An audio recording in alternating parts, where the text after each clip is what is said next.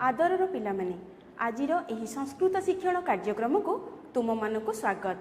पिलामाने मु हेउची लक्ष्मीप्रिया साहू फ्रॉम टांगी girls high school. पिलामाने आजिर आलोचनार विषय रही सीतायाः वनगमनम। भारत जुगे जुगे महानतार प्रशस्त परिधि मध्य परिव्याप्त पुण्यभूमि भारत वर्षरे जेउ आर्य मनीषीगण निजर स्वकीय सद्ज्ञान लोकरे महिमा मंडित करि जाइछन्ति सेही महापुरुषंक मध्यरे प्रातः स्मरणीय आदिकवि वाल्मीकि अग्रगण्य। संस्कृत साहित्य रे रामायण हेउछि आदि काव्य। एही काव्य महाभारतीय जनजीवन को जुग जुग धरि अतुलनीय भातृप्रेम, पितृभक्ति, पुत्र स्नेह और मोहनीय पतिभक्तिर आदर्श प्रदान करी चिर नमस्य होई पारिछन्ति। सीतायाः वनगमनम विषयटी रामायणर अयोध्या कांडर मर्मस्पर्शी उपाख्यान। रामायण रे 24,000 श्लोक रही एवं 7 गोटी कांड रही।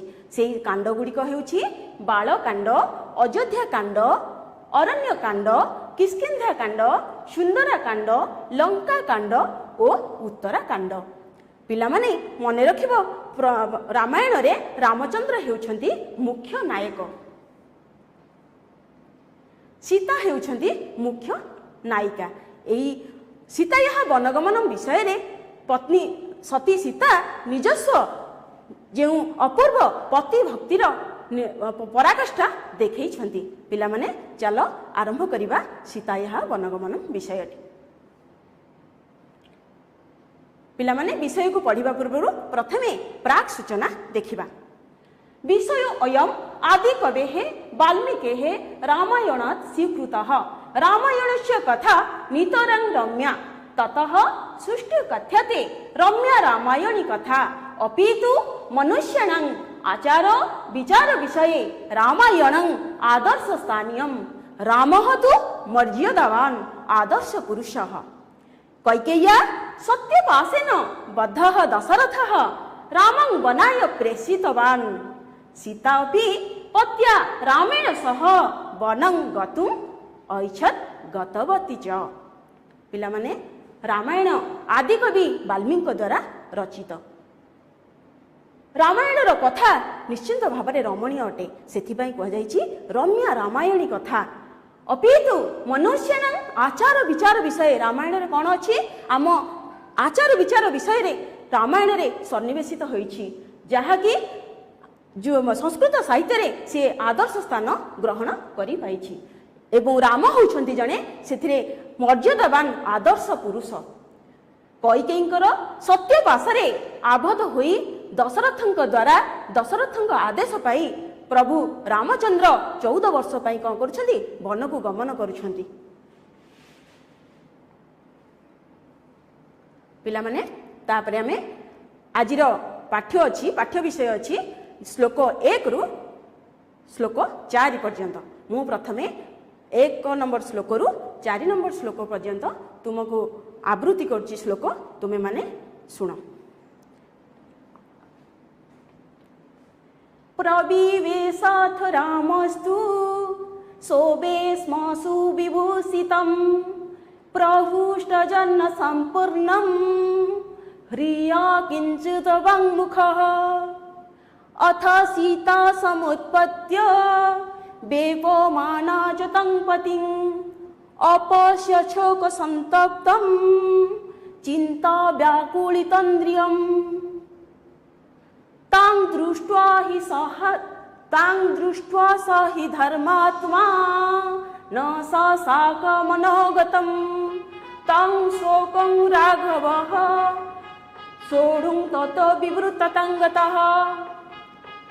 विवन्नवदनं दृष्ट्वा तं प्रस्यूनं अमर्षणं आह दुःखाविसन्तप्ता किम् इदानीम् इदं प्रभो।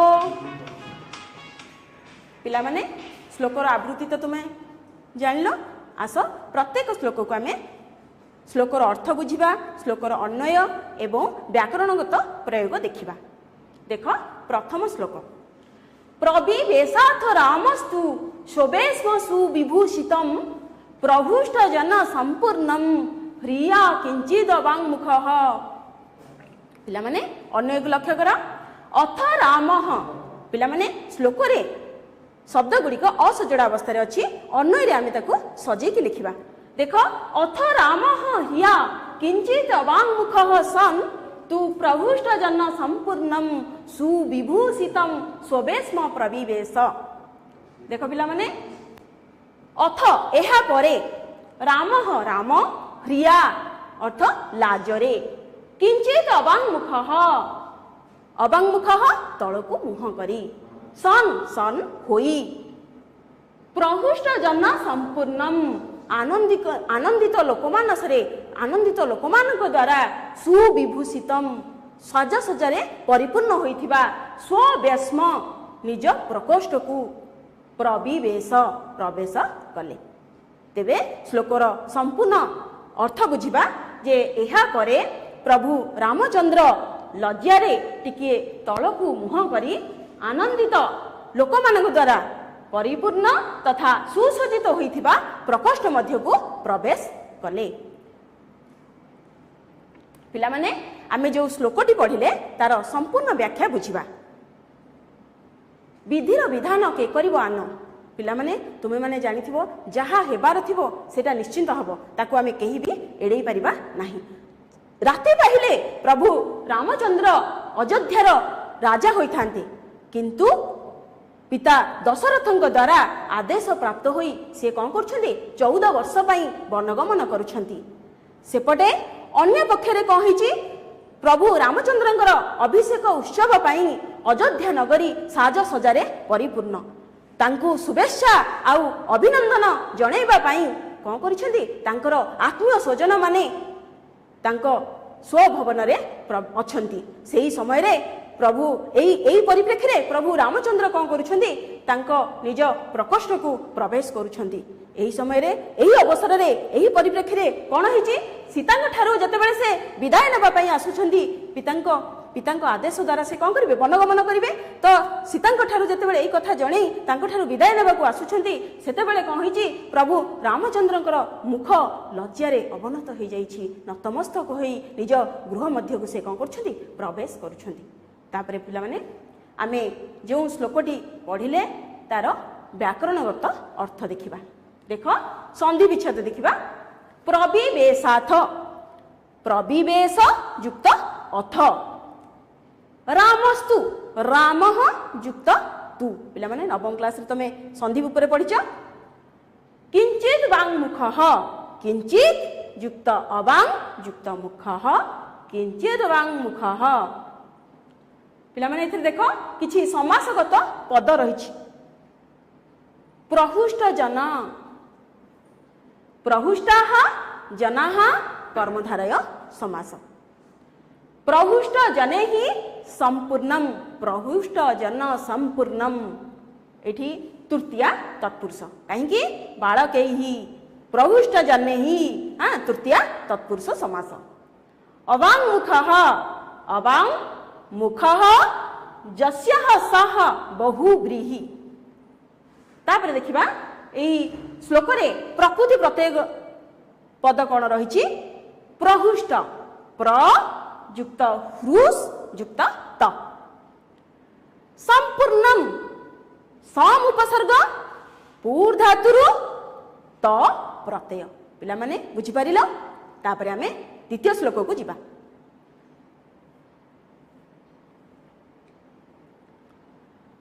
अथ सीता समुत्पत्य वेपमाना च तं पतिं अपश्य शोक संतप्तम चिंता व्याकुलितेन्द्रियम अन्वय देखो पिला माने अथ सीता वेपमाना समुत्पत्य शोक संतप्तम चिंता व्याकुलितेन्द्रियम तं पतिं अपश्यत अथ प्रत्येक शब्दर आमे अर्थ बुझिबा अथ एहा परे सीता वेपमाना थरी थरी समुत्पत्य आसन उठी पड़ी शोक संतप्तम दुखरे अत्यंत भांगी पड़िछंती दुखरे अत्यंत उद्विग्न चिंता व्याकुलितेन्द्रियम चिंतारे अत्यंत व्याकुलित तं पतिं अपश्यत सेही भली अवस्था से कौन कले पति को देखिले कौन देखिले देख ताले सेही द्वितीय नंबर श्लोकर आमे अर्थ देखिबा। एहा परे सीता थरी थरी पाखरे उपस्थित रही दुखरे उद्विग्न दुखरे भांगी पड़िथिबा ओ चिंतारे व्याकुलित होइथिबा विगलित होई पड़िथिबा तांकर पति देवंकु से देखिले। देख पिला माने तापरे तमे श्लोकर अर्थ बुझिल तार संपूर्ण अर्थ बुझिबा। प्रभु रामचंद्र सीता को जेतेबेले वनगमनर दुसंवाद जणैबा पाई निज प्रकोष्ठ मध्य को जाउछंती सेतेबेले परिवेश कौन परिवेश आनंद मुखरित अछि किंतु सी कौन तांको मनरे दुखर छाया खेली जाइछि। एही शोका पत्नी सीता प्रभु रामचंद्र को देखुछंती कौन तांको सर्वांग शरीर में दुखर चिन्ह प्रतीयमान हेउछि। सदा सर्वदा तांकर हस हस श्रीमुखरे आज काहींकी दुखर कराळ छाया घोटी जाइछि काहींकी से दुखरे व्याकुलित एहार स्पष्टता जानिबा पाई प्रभु कौन करुछंती सीता निकट को एक कथा जाइछंती। सीता कौन करछंती हठात प्रभुंकर एही भली अपूर्व परिवर्तन देखि कौन करिछंती आतंकित होई जो स्थान रे बसिथिले से सेही आसनरु थरी थरी उठिछंती। तेणु पिला माने एही श्लोकर संपूर्ण अर्थ बुझिल अन्वय जानिल एवं कठिन शब्द कौन अछि ताको जानिल। तापरे आमे जानिमा एही श्लोकर कौन सब व्याकरणगत प्रयोग रही। देख संधि विच्छेद अपश्य शोक संतप्तम अपश्यत युक्त शोक संतप्तम चिंता व्याकुलितेन्द्रियम चिंता व्याकुलित युक्त इंद्रियम।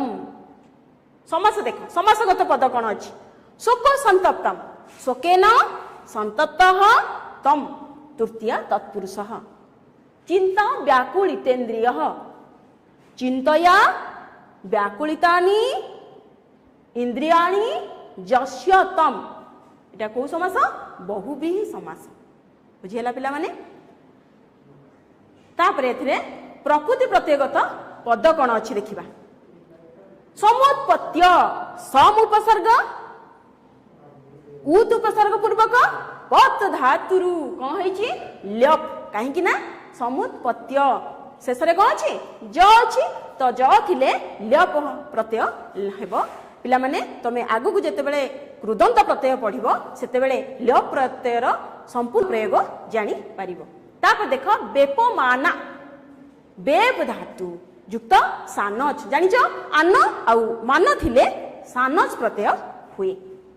तापर देख शोकह शोकह सुच धातु सेतिरु घय प्रत्यय होइछि जानिछ शेष रे अ थिले सेतिरु घय प्रत्यय हबो। तमे आगामी क्लास रे पढिबो जे कृदंत प्रत्यय त ल्यप अन्य टाप।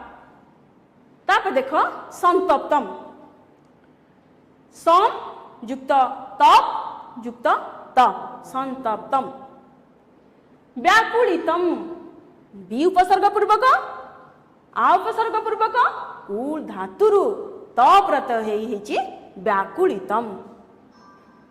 तापर देख बुझी पाल 2 नंबर श्लोक रु। तापर हम देखिबा 3 नंबर श्लोक।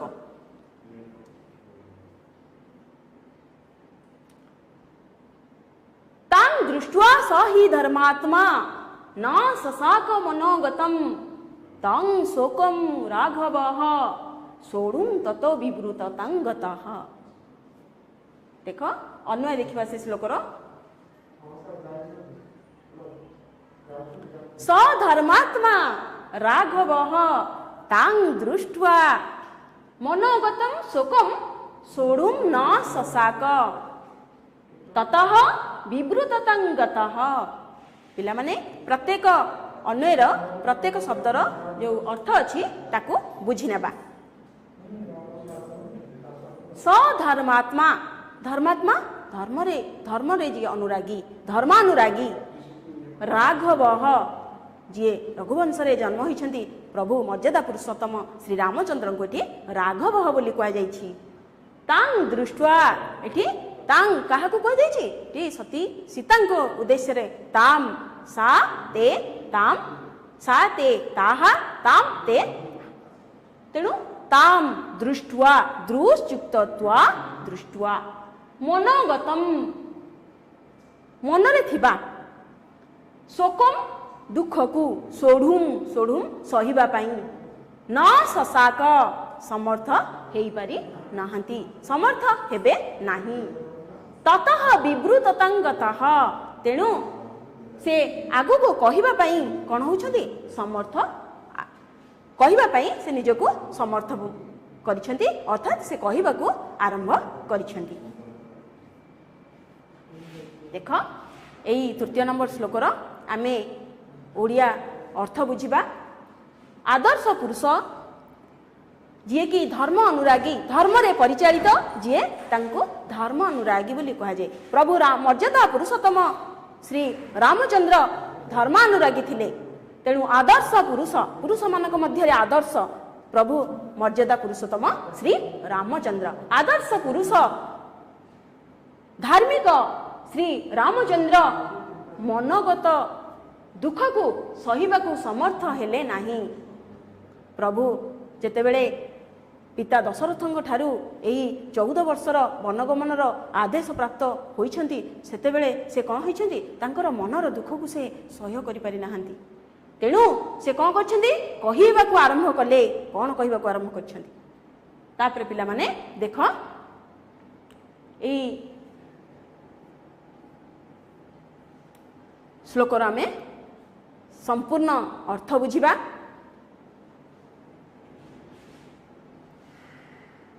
तुम्हें माने जेतेबेले तुम सांग मानक सहित मिसुच सेतेबेले कौन होची तुम सांग मानक भितर किसी झगड़ा हो गले तुम मन दुख हो जाउची सेही दुख को तुम कौन करछ तुम अन्य सांग मानक सहित शेयर करछ ना नहीं तो सेमिति प्रभु रामचंद्र जीवन में मध्य सेही भली से एते धैर्यशील व्यक्ति किंतु तांको जीवन में मध्य एही भली परिवेश सृष्टि हेइथिला जेते धैर्यशील होइथिले मध्य प्रत्येक व्यक्ति कौन करे निज आत्म जन को देखिले निजर दुख को कौन करे प्रकाश कर दिए से प्रकाश न करी रही पारे प्रकाश कर दिए सेही भली प्रभु मनर दुख जदि आमे कौन करुचे अन्य पाखरे समधर्मी व्यक्ति निकट में आमे जदि प्रकाश करुचे ताहले आमर दुख कौन होची लाघव हो जाउची तो सेही भली मर्यादा पुरुषोत्तम श्री रामचंद्र जीवन में मध्य सेही भली दुख आसीथिला जहाकु से निज मन मध्य रखि पारि नथिले से दुख को से प्रकाश करथिले कहा पाखरे प्रकाश करथिले पितृसत्य पालन निमित्त से कौन होइतिले तत्पर हेउथिबा समय रे हठात आसीथिबा दुख को से सह्य करि पारि नथिले तेणु सेही दुख को से चापी रखी से कौन करथिले निजर भवन मध्य रे प्रवेश करथिले निज भवन पर्यंत जतले आसीथिले सेतले प्राणप्रिया सती को से कौन पई आस्थिले तांकर वनगमनर पई जो जीवे तो ताकू जणेबा पई से कौन करथिले पत्नी को निकट को आसीथिले किंतु प्राणप्रिया सीता देखिबा मात्रे तांकर धैर्यर सीमा रही नथिला केतेबेले जेतेबेले मर्यादा पुरुषोत्तम श्री रामचंद्र पत्नी सीता निकट को आसुछंदी तांकर जो दुखर भावना दुख से आउ सही पारि नथिले ताकू से कौन करथिले सीता निकट रे प्रकाश कर दैथिले एवं शोक संतप्त उद्वेलित प्रकाश पाइथिला तेणु सहधर्मिणी सीता को से तांकर सब कथा कही देथिले ताले को कथा कहिथिले जे राजा दशरथ द्वारा आदेश प्राप्त होई कौन करिवे से 14 वर्ष वनगमन करिवे। पिला माने एथिरे आमे कौन सब व्याकरणगत प्रयोग रहिछि आमे देखिबा। देख एथिरे प्रकृति प्रत्यय देख दृष्ट्वा दृष्ट्वा रे लास्ट को कौन अछि त्वा अछि तेणु दृष्ट धातुरु त्वा प्रत्यय हेके दृष्ट्वा हेछि। तापर देख शोकः पूर्व श्लोक रे पढ़िथिला शोकः सुच धातुरु घय प्रत्यय हेके हेछि शोकः। गतः गम धातु धातु कोन गम धातु सेथिरु त हेछि शेष रे कोन अछि त अछि तेणु जदि शेष रे त थिबो ताले सेथिरु त प्रत्यय हबो पिला माने मन रख तेणु गम धातुरु एठी त प्रत्यय हेछि कोन पुल्लिंग रे। तापर देख समास धर्मात्मा धर्मे आत्मा जस्य साह बहुव्रीहि धर्मे आत्मा जस्य सह बहुव्रीहि पिला माने धर्मात्मा पदटी तुम समास पदटी परीक्षा रे आसुची मन रखिबो मनोगतम मनाह गतम जानिछ जेते बेले तुम समास पढ़िबो तुमर अछि जे जदि पर पदरे गत श्रित अत्यस्थ एई भली पद थिबो तेबे पूर्व पदरे द्वितीय विभक्ति हब तेबे मनः गतम मनोगतम द्वितीय तत्पुरुष समास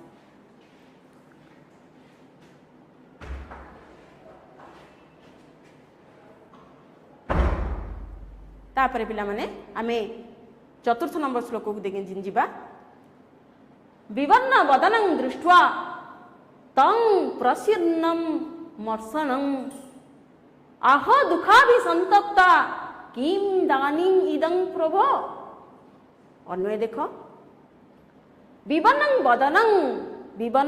वदनं प्रसीर्णं अमर्षणं तं दृष्ट्वा दुःखाभिसंतप्ता आह प्रभो इदानीं इदं किम तेबे अन्य गला तापर देखिबा प्रत्येक शब्दर अर्थ विवर्ण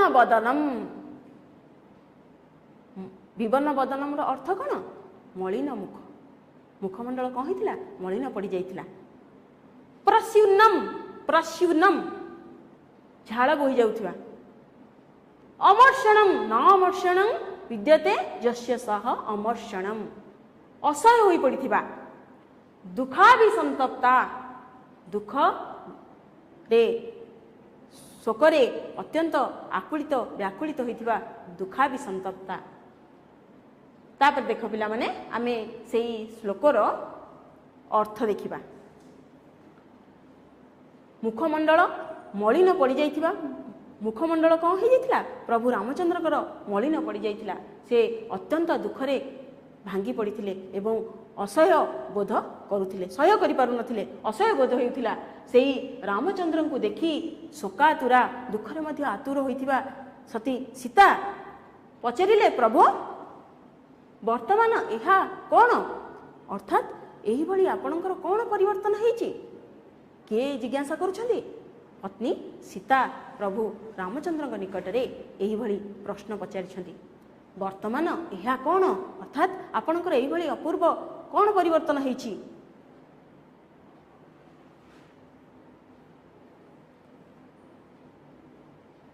पिला माने एही श्लोकर आमे व्याकरणगत प्रयोग देखिबा देख एथिरे संधि विच्छेद देख प्रस्यूनम अमर्षणम प्रस्यूनम युक्त अमर्षणम प्रस्यूनम मर्षणम दुःखाभिसंतप्ता दुख युक्त अभिसंतप्ता पूर्व श्लोक रे पढ़िथिल एथिरे भी पढ़ दुख युक्त अभिसंतप्ता पिला माने परीक्षा रे एटा आसुची तुमे माने लेखि रख किम दानिम इदम किम देख भांगी भांगी आमे संधि विच्छेद करवा किम युक्त इदानीम मोर को आसला ई आसला किम युक्त इदानीम युक्त इदम किमि दानिम इदम तापर देखिबा पिला माने एही श्लोक रे कोन समासगत प्रयोग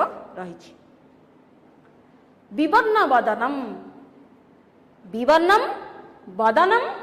जस्य तम को समास बहुव्रीहि समास अमर्षणम न विद्यते मर्षणम जस्य तम निषेधार्थक बहुव्रीहि अमर्षणम दुःखाभिसंतप्ता दुखेन अभिसंतप्ता दुखेन बालकेन दुखेन अभिसंतप्ता को समास तृतीय तत्पुरुष समास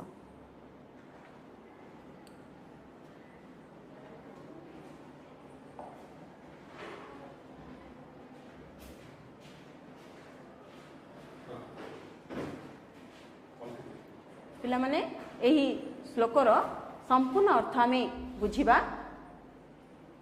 विवनं वदनं प्रस्युनं अमर्षणं तं दृष्ट्वा दुःखाभिसंतप्ता अहो प्रभो इदानीम् इदं किम्। मुखमंडल प्रभु रामचंद्रंकर मुखमंडल जेतेबेले कौन होइतिला मलिन पड़ जाइथिला कहीं जे सी राजा दशरथंक द्वारा आदेश पाई कौन करेंगे 14 वर्ष वनगमन करेंगे। विधिर विधान बड़ विचित्र। जी राति पाइले अयोध्यार राजसिंहासन अधिकार करिथांते से आज 14 वर्ष कौन करेंगे वनगमन करेंगे। तेणु यही भली जेतेबेले राजा दशरथंक ठारू शुणिबाकू पाइछंती सेतेबेले से कौन होइछंती दुखरे भांगी पड़िछंती। तांको मुखमंडल मलिन पड़ जाइछि। एही परिप्रेक्षी रे सती सीता तांको कौन करछंती देखिबाकू पाइले। तांकर दुखर कौन कारण जिज्ञासा करुछंती के सती सीता सती शिरोमणि सीता। तेणु प्रभु को से यही भली कौन करछंती परवर्ती श्लोक रे कौन तांकर दुखर कारण रही अर्थात से दशरथ द्वारा कौन आदेश प्राप्त होई 14 वर्ष वनगमन करेंगे आम परवर्ती ये पढ़ा श्लोक रे। तापर पिला माने देख यही श्लोक रे किछि प्रकृति प्रत्यय अच्छी। प्रकृति प्रत्ययगत पद अच्छी प्रस्युनम प्र युक्त श्वेत युक्त त मर्षणम रूस धातुरु ल्यूट प्रत्यय अन्न थिले ल्यूट प्रत्यय। तेणु मर्षणम अभिसंतप्ता अभि युक्त सम युक्त तप युक्त त युक्त ताप जेहेतु अभिसंतप्ता अच्छी ताप प्रत्यय लगी। अच्छा पिला माने मु निश्चिंत जे तुमे माने एही प्रथम श्लोक रु चतुर्थ श्लोक पर्यंत सहजरे बुझी पारिथिबो। आस तुमर पाठ्यपुस्तक अंतर्गत किछि प्रश्न उत्तर में आलोचना करिबा।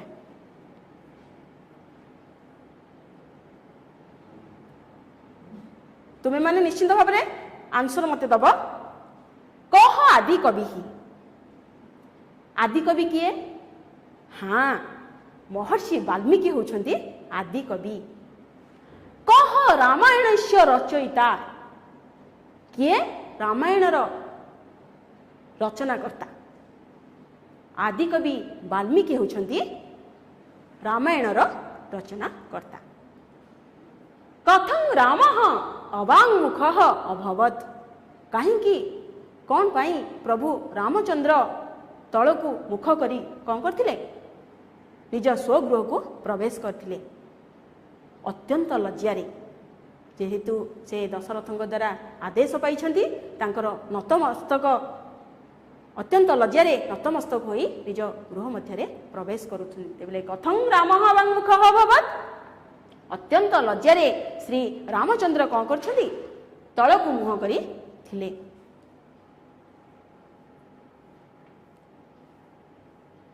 पिला माने तमे तीनोटी वाक्य रे एही प्रश्न गुड़िकर उत्तर लिखिया पे सब चेष्टा करिवो।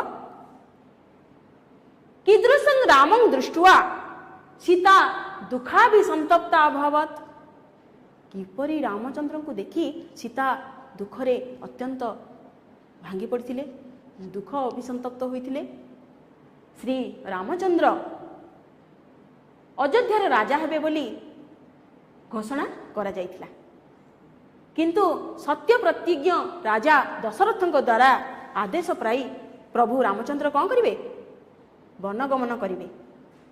सेही परिप्रेक्षी रे तांको मुखमंडल रे कौन आउ तेजस्विनी नाही आउ मुखमंडल रे सेही श्रीमुख रे आउ हस हस मुख आउ नाही। तेणु तांको मुखमंडल रे अत्यंत मलिनता अच्छी एवं से दुखरे भांगी पड़िछंती। तेणु मुखमंडल रे अत्यंत मलिनता तथा दुखरे भांगी पड़ी अवनत बदन रे स्वगृह को प्रवेश करिबा देखी सीता कौन हले दुखरे म्रियमाण होई पड़िथिले। तापर पिला माने प्रश्न होची जे विवन्नं रामं सीता किम अपृछत मुखमंडल मलिन पड़ जाइथिबा